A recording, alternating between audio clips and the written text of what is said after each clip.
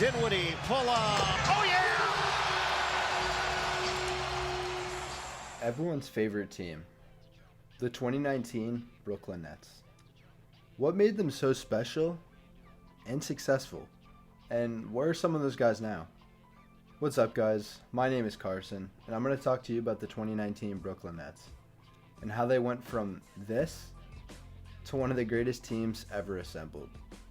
To begin, we got to establish the notable names on that roster and how that group was assembled. This team was led by head coach Kenny Atkinson, who was a phenomenal player development coach, as he helped transform guys like Jeremy Lin and most notably this 2019 Nets team. As of the team though, they were led by DeAngelo Russell, Mr. Ice in his veins himself, the snitch, whatever you want to call him. He was the leader of this team, averaging 21, 7, and 4, and finished second in most improved player voting. They assembled them at the 2017 NBA draft for one of their all-time greats in Brook Lopez and Kyle Kuzma. Undisputably a great trade for the Nets. At the 2, the Nets had Joe Harris, who was and still is an absolute sniper from downtown. He averaged 14 points per game that season on 50, 47, 83 shooting splits. At the 3, they had Rodney Kurucs, with just 9 a night, but he was young and had loads of potential.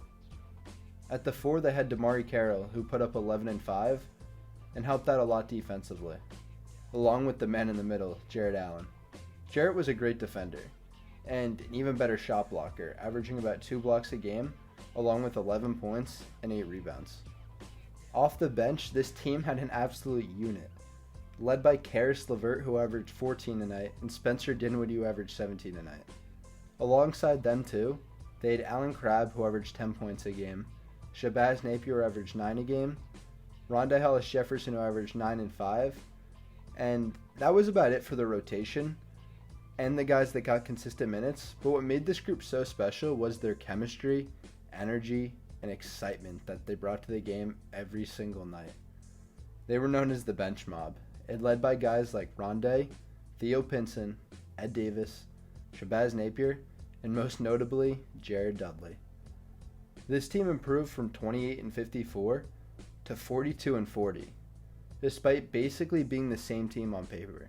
During the 2019 playoffs, the team lost to that historic Sixers team featuring Ben Simmons, JJ Redick, Jimmy Butler, Tobias Harris, and Joel Embiid in 5 games, but it really was not without a fight, as they won Game 1 and put up a valiant effort in Game 4 in an attempt to tie up the series.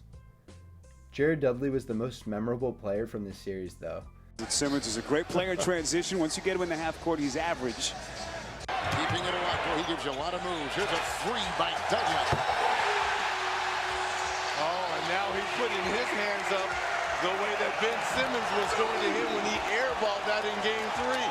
Oh, I like the gamesmanship here. We're telling them what's up. Yeah. What's up? He just mounted, didn't he? Yeah. Stayed long from Embiid. Good feed to Allen. Hit high that time by Embiid and crashing again to the floor. My goodness. Dudley and Simmons into the stands.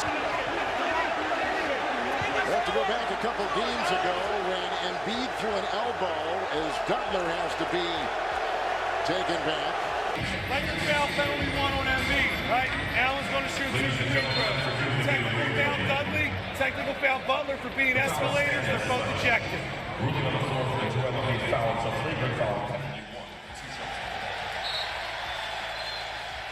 There goes Dudley, and Butler will soon follow. Game 4 was undoubtedly the peak for this group as we knew them though, as this began the collapse. And the first player gone was DeMarre Carroll. He was traded on July 6th to the Spurs for 2 guys I've never heard of and would never play an NBA minute. The next departure happened the very next day, as there were talks saying that Brooklyn wanted to sign Kyrie. Due to this, D'Lo said he was gone if they were to sign him. Brooklyn signed Kyrie anyway, and as a result had to move D'Lo and Shabazz Napier to Golden State for Kevin Durant. In free agency, the team lost Allen Crabbe to the Hawks, Rondé Hollis-Jefferson to Toronto, Dudley to the Lakers, and Ed Davis to Utah. In one offseason, the team lost 7 of 13 of their key players. Later that season, the leader and head coach Kenny Atkinson was fired, and it was found out that the relationship he built with Spencer Dinwiddie just completely deteriorated. They also released the leader of the bench mob, Theo Pinson, not long after the 2020 regular season, where he was quickly acquired by the Knicks.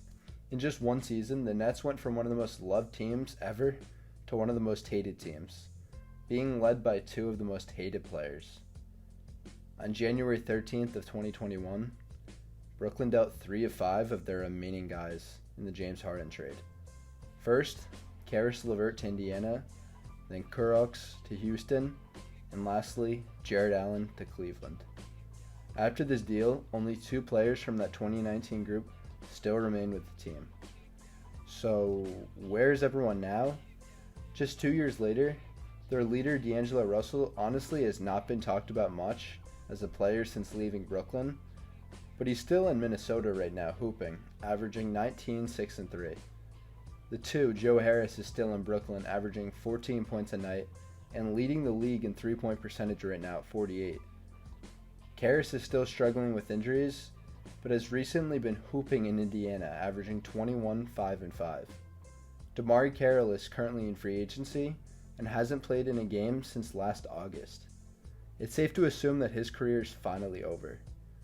Jarrett Allen is currently in Cleveland and averaging 13, 10, and 1.5 blocks. Spencer Dinwiddie is still with the Nets, but hasn't played a game since the 3rd game of the regular season, and it's likely that we'll never see him play another game as a Net. Allen Crabbe is in the same boat as DeMarre Carroll right now. He hasn't played since February of 2020, and his time in the NBA is most likely over. Rhonda Hollis-Jefferson is in Portland right now, and really is never given any consistent minutes. Jared Dudley is with the Lakers, obviously, and coming off an NBA championship.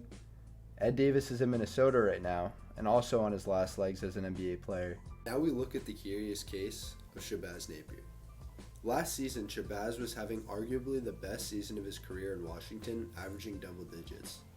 Now, he's in Puerto Rico playing for their national team alongside JJ Barea.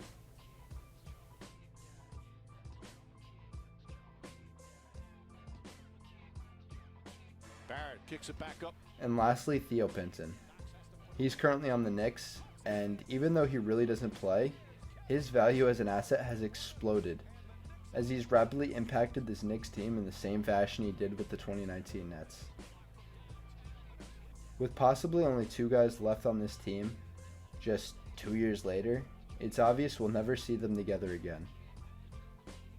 No matter how successful some of these guys have become after their time in Brooklyn, it's obvious that this team is special, and it's definitely one that none of us will ever forget. Thanks for watching, and I'll see you guys next time.